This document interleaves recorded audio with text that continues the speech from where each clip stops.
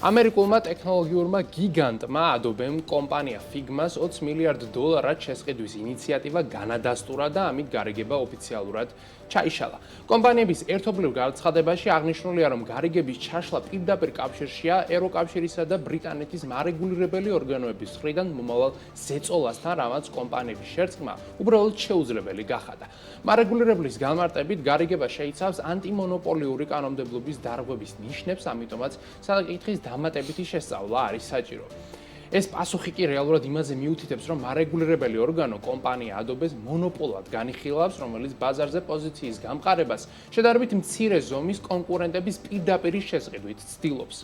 შეგახსენებთ, რომ ამ ორი კომპანიის შერწყმის შესახებ ცნობები ჯერ კიდევ გასული წლის სექტემბერში გავრცელდა, თუმცა მას შემდეგ საგამოძიებო პროცესი მიმდინარეობდა, რომელმაც როგორც ჩანს, გარიგება ასე ჩაშლამდეც კი მიიყვანა.